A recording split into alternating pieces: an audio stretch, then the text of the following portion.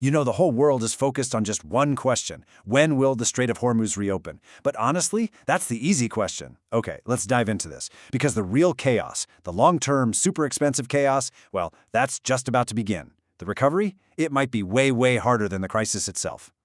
So imagine this. The ceasefire is signed, diplomats are shaking hands, and all the headlines are screaming, victory. But for the global energy market, that's not the end. It's actually the start of a totally new kind of problem. The real story, the messy one, begins the day after. Because this is the problem waiting for us on the other side. As of April 9th, 2026, there are 230 fully loaded oil tankers just stuck inside the Persian Gulf. They're anchored, they're drifting, they're just waiting. A massive fleet carrying a huge chunk of the world's energy supply. And the stuff they're carrying? We're talking about 100 million barrels of crude oil, worth over $10 billion. That is, without a doubt, the most valuable traffic jam in human history. And you gotta believe when this logjam finally breaks, it's going to send some serious shockwaves through the entire global supply chain. All right, first things first. Before a single one of those ships can even think about moving, we have this huge physical challenge of making the Strait of Hormuz safe again. And this is not like clearing a car crash on the highway. Oh no. This is a slow, dangerous, and incredibly complicated military operation. Now here's where it gets really interesting and, frankly, pretty terrifying. Clearing all the mines is expected to take months. And you know the main reason why?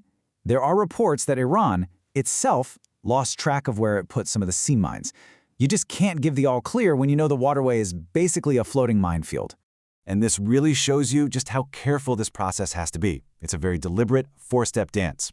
First, the Navy has to go in and completely secure the area. Then, these specialized ships come in and have to sweep every single inch of the shipping lanes. And this is the big one. Step 3, absolutely nothing moves until the global insurers, the folks underwriting these billion-dollar ships, give it the 100% all clear. So you see the paradox, right? All it takes is one single missed mine to keep this entire $10 billion fleet completely paralyzed. Because at the end of the day, without a valid insurance policy, these massive supertankers are just really, really expensive floating storage tanks. They're not going anywhere. Okay, let's move on to the second domino to fall. Because even when every last mine is found and cleared, the financial scars from this whole crisis, they're going to be permanent. The way the insurance industry sees risk in the Gulf has been changed forever. Just look at these numbers. Before the crisis, getting that war risk insurance for a single tanker to get through the strait was about $250,000. The new normal, it's looking to be somewhere between $1 and $3 million. That's a permanent 400 to 1,200% increase, just baked in. And this, right here, is the key takeaway for the global economy. The big insurers have permanently rewritten their risk models. See, the possibility that the Strait of Hormuz could be closed has now been replaced by the proven fact that it can be. From here on out, there's a permanent Hormuz premium built into the price of every single barrel of oil that passes through there. So, the mines are cleared, the crazy new insurance policies are in place, problem solved, right? Not quite. Now we hit a logistical nightmare, a traffic jam on a planetary scale. We've got 230 tankers all making a mad dash for the exit, and they're all heading to ports that are totally unprepared for what's coming. Let's really think about these infrastructure bottlenecks. A major port like Ulsan in South Korea, right? It's designed to handle a nice, steady flow of maybe 5-8 tankers a day. Suddenly, they're going to see an armada of 15 or 20 ships popping up on the horizon all at once. They just don't have enough docks, enough storage tanks, enough pipelines. And meanwhile, the emergency bypasses, like Saudi Arabia's pipeline to Yanbu, are already creaking under triple their normal capacity. The whole system is staring down a tidal wave of oil it just can't absorb. And the problem gets even more technical, even more complicated. You see, Asian refineries are these multi-billion-dollar facilities that are specifically tuned to process the kind of medium to heavy sour crude that comes out of the Gulf. During the crisis, they've had to make do with lighter, sweeter crudes from places like the US or West Africa. And you can't just flip a switch back. They have to process all the oil they've already bought, which creates this huge efficiency problem and yet another bottleneck, this time right at the refinery itself. This whole imbalance creates this wild effect that traders are calling reverse whiplash. Think about it.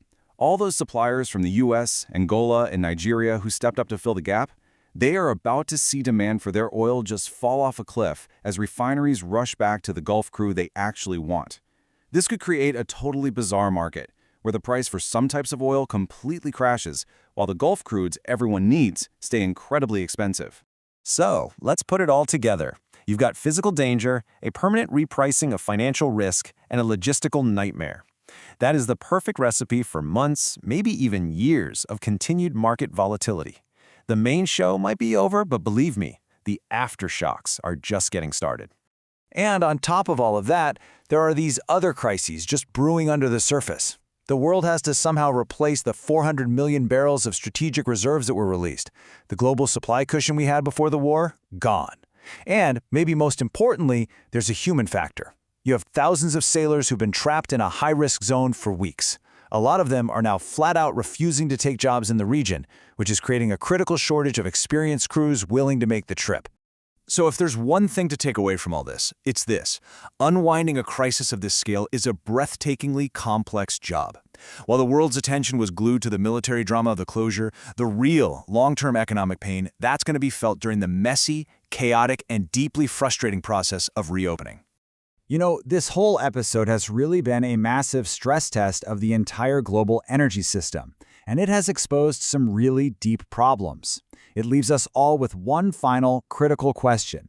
Is the recovery going to be a smooth return to how things were, or have the aftershocks of this crisis created a new, more volatile, and permanently more expensive normal?